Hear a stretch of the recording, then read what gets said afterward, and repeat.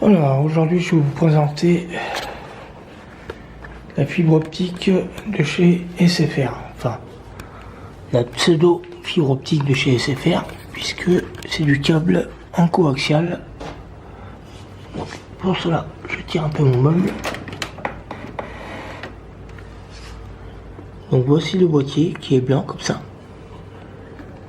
Et le câble sort directement, le câble noir sort directement bien en coaxial.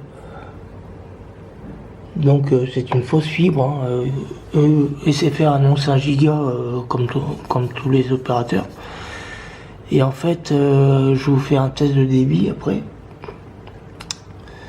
Il y a environ 60 mégas. Enfin pour l'instant la construction de la ligne n'est pas encore totalement faite, parce que la ligne a été branchée il y a 2 jours. Donc voilà. Donc le branchement au niveau de la télé, ça va être le HDMI.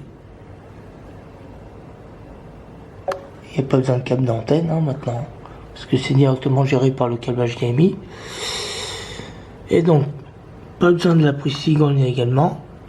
Je vous montrerai aussi le branchement de mon téléphone. Il me faut un adaptateur cigogne vers RJ45. Et donc voilà, donc je vais passer à la box. Donc la box est ici. Alors, attendez, je vais chercher l'emballage.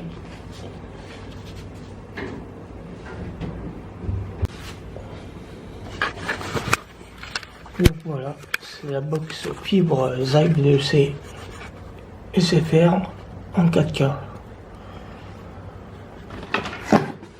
Donc pour l'ouvrir maintenant qu'elle est vide, une belle boîte vide. Donc vous avez un disque dur de 500 Go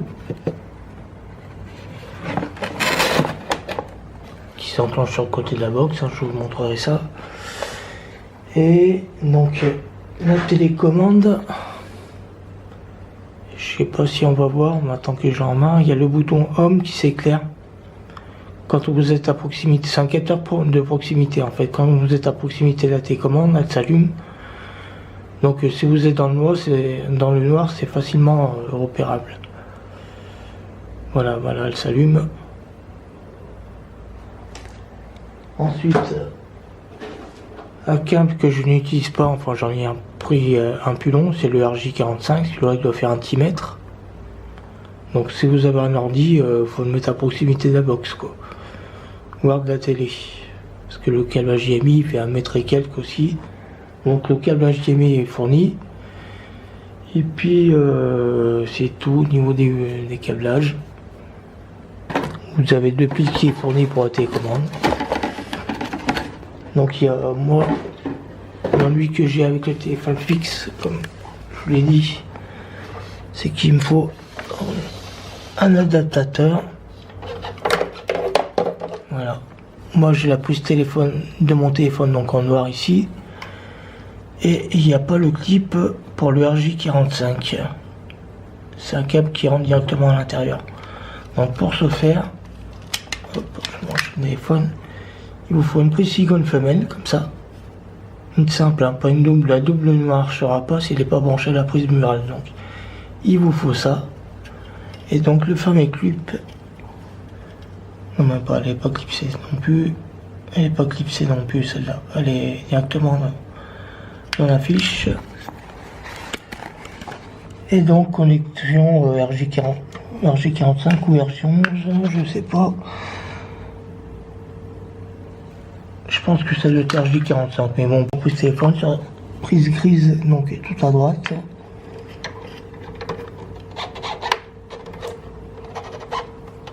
Et là, on a 4 prises Ethernet. Le câble HDMI en noir. Il y a une entrée HDMI, je sais pas si elle peut marcher, qui est là-bas dessous. Et donc la fausse fibre qui arrive ici, c'est bien du coaxial en noir. Donc moi j'ai laissé le film de protection pour l'instant dessus. Et donc branché sur une prise double, ça marche.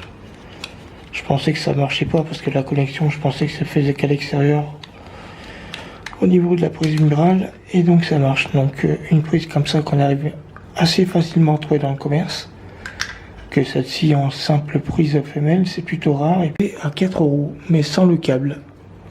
Donc le câble se déclipse bien. Donc je vais allumer tout ça. Donc en mode veille, l'heure qui s'affiche dessus. Et on va allumer la télé si j'ai pas trop de lumière qui éclaire dessus. Donc ce qui est bien, c'est il faut d'abord synchroniser la télécommande avec la box. Il faut suivre un tutoriel pour ce faire. Ce qui est bien, c'est qu'elle est synchronisable avec votre télé. L'inconvénient, c'est que pour avoir donc les fonctions télé, il faut viser sur le téléviseur pour télécommander votre télé. Hein. Et donc pour la box, sinon c'est en fonction, donc en infrarouge. Hein. Pour la télé, voilà, c'est en infrarouge. Donc il vous faut la diriger sur la télé. Et donc pour la fonction en box, c'est en radiofréquence. Alors c'est bien parce que on n'a pas besoin de diriger la télécommande, on a juste à appuyer n'importe où, même dans n'importe quelle pièce. L'inconvénient, c'est que ça peut faire fuir les animaux domestiques, les chats, les chiens. C'est-à-dire que dès que le chat ou le chien il va passer devant la box, il va faire un sursaut, il va bouger, ça va lui bourdonner les oreilles, ça va lui faire mal aux oreilles, quoi, faire mal au tympan. Donc c'est l'inconvénient de radiofréquence. Prends ça. Allez, c'est parti. Donc j'appuie sur touche TV pour allumer ma télé. Alors moi j'ai qu'une prise HDMI sur ma télé, donc ça va être un peu un inconvénient. Voilà, HDMI, donc en écran noir. Et donc tout à droite, j'ai allumé la box. Tape, box, puis le SFR qui s'affiche. Et là, j'ai pas la bonne permutation. Parce que j'ai allumé mon ordi, ça a allumé sur la Chromecast. Comme je n'ai qu'une prise HDMI, j'utilise une multiprise comme celle-ci pour mettre 3 câbles HDMI. Donc pour ce faire, pour changer les HDMI, j'ai un bouton dessus qui permute. Tac, voilà, là il est sur la box. C'est un petit inconvénient quand on n'a pas, quand on a une prise HDMI. Donc voilà la présentation de la box. Donc en haut à gauche, comme on voit, c'est la liste des chaînes. Donc là, on est sur des jeux, replay, enregistrement, genre de trucs qu'on a besoin.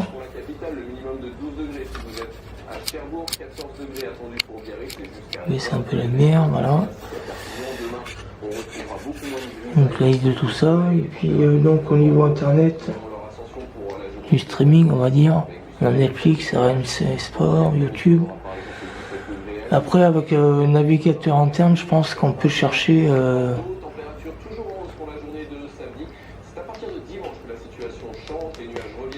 en vidéo à la demande bien sûr. Donc au niveau navigateur qui est ici, c'est Opera qui est dessus, je vais l'allumer. J'ai pas encore fouillé comment marche le navigateur. Hein. Donc voilà, on recherche une adresse. Donc la face avant de la télécommande est comme ça, et de l'autre côté on a le clavier en AZERTY. Alors je vais taper n'importe quoi, je vais taper météo par exemple.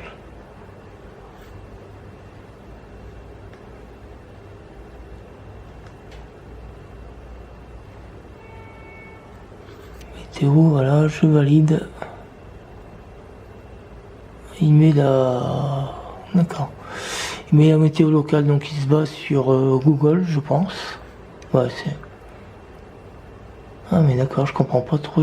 La barre de recherche est sur Opera, et puis la recherche se fait sur Google. Bon bref. L'important c'est qu'il y a un navigateur interne. Lui c'est pour mettre le Bluetooth. Donc écouter de la musique à partir de mon téléphone. Alors est activé, donc ça c'est bien. Par contre il faut mettre la visibilité ici, là il est désactivé. Et cette fonction là a du mal à se repérer sur mon téléphone. La box reconnaît bien mon Samsung, mais au niveau de mon téléphone il ne repère pas. Mais au bout d'un moment ça a réussi à se connecter dessus. Donc voilà pour les petits inconvénients sur le Bluetooth. Et deuxième inconvénient, c'est que je n'ai pas réussi à caster des fichiers depuis mon ordinateur. C'est-à-dire mettre des fichiers vidéo sur la box quoi, à partir de mon PC. Donc pour cela j'ai rebranché ma Chromecast.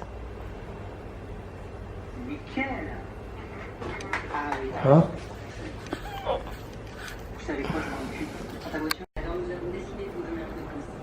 Donc mais voilà, sur le site des groupes tests, prêt à tester le débit. Donc je vais lancer le test. Hop.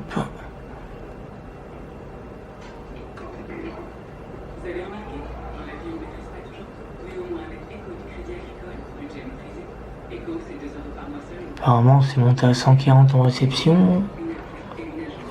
On va pas y voir en focus, mais j'ai 135 en réception et 58 mégas en envoi.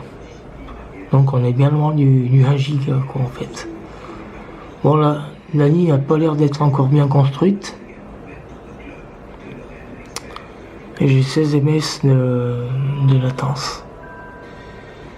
En fait, ils ont récupéré le réseau de chez Numéricable qui apparemment ne va plus exister puisque c'est SFR qui le rachète, c'est ce que j'ai compris. Et donc voilà, en fait le Numéricable avant était en réseau simple coaxial qui était limité donc à 30 mégas. Et là, bon bah ça passe à 60 mégas pour l'instant. Pas d'après chez moi. J'habite un grand immeuble de 13 étages, donc il y a pas mal de box connectées. Je vais regarder sur le Wi-Fi.